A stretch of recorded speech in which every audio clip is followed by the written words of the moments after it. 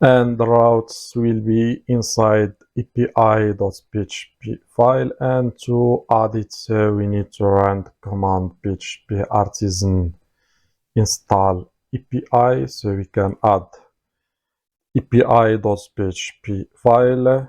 So you have here a prompt message, so just type yes. So the package has been installed successfully. So when you get this message, so just type yes or hit enter, and you will run the migration. So to migrate this access token table, and also if later you add the registration or the login using React or Vue, so you need to add the has API token thread to your user model. Okay. So in our case, or in my case, I did not add the login or the registration, so I will not add it. So let's move to the web.php, not the web, but the api.php. Let's comment this parts, we don't need it. So let's add the route. The route will be a post request, and it will take us to the compress, or let's add the URL first, which is the compress, and it will take us to the image compress controller. Don't forget to import it, and the function will be, or the method will be compress.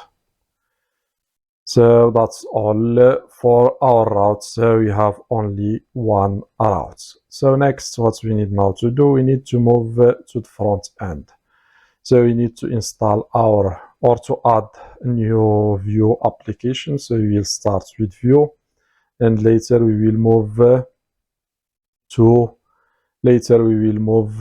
to our or to the React. So let's do something. Let's create a new folder here and call it backend, and we can let's move everything inside the backend. So let's see, everything now is inside. So let's see, not everything, but it's still okay. Let's do something. Let's create, so where is it? So let's go back and copy the command and create.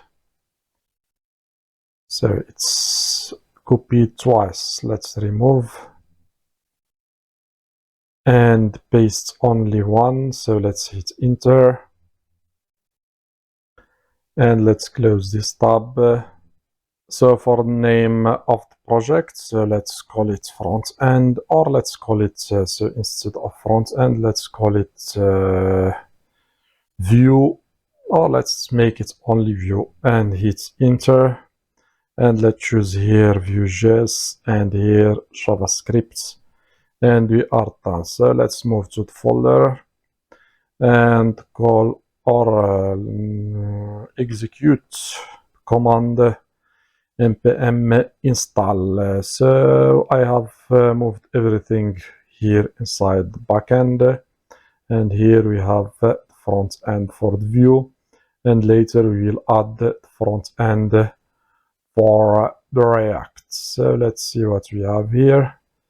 So we don't need assets,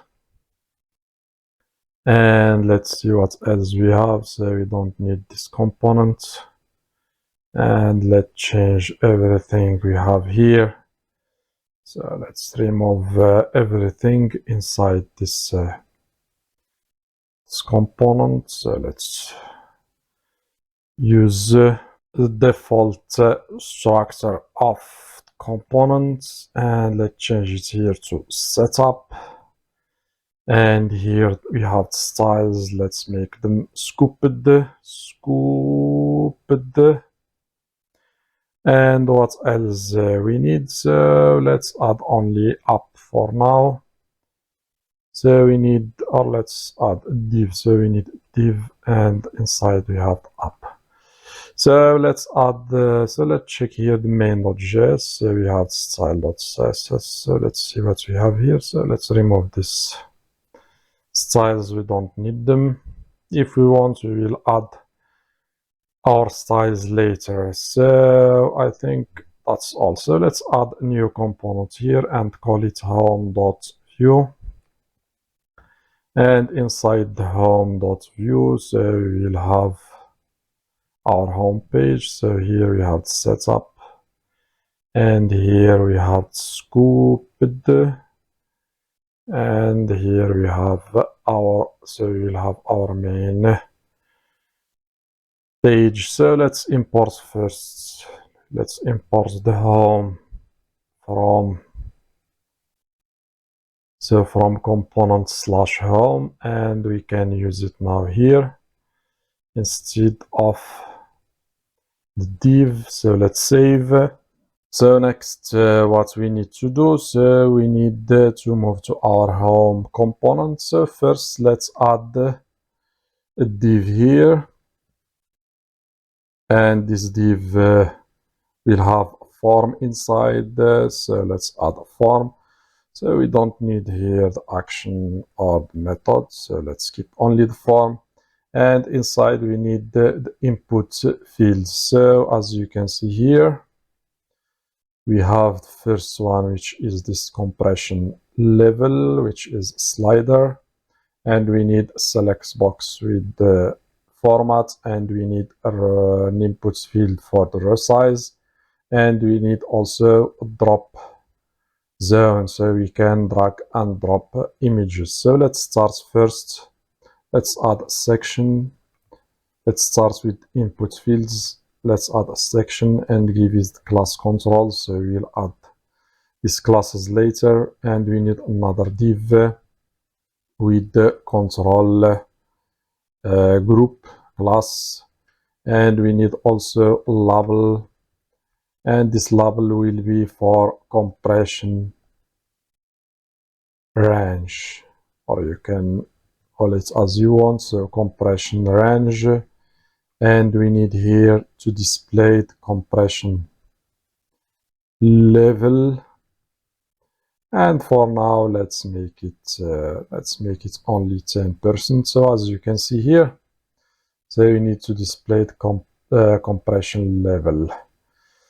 So let's add an input field. So the input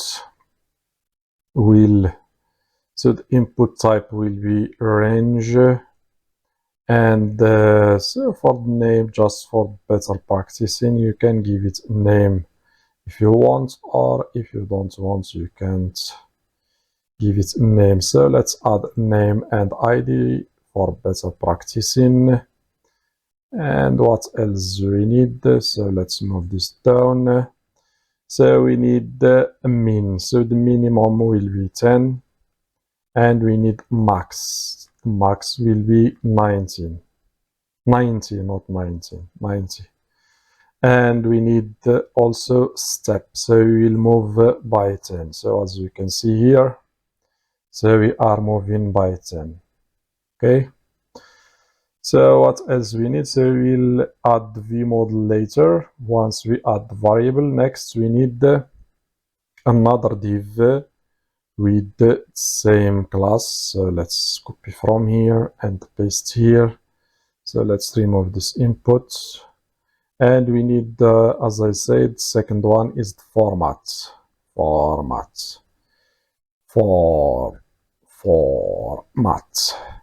And for here, the label is for format.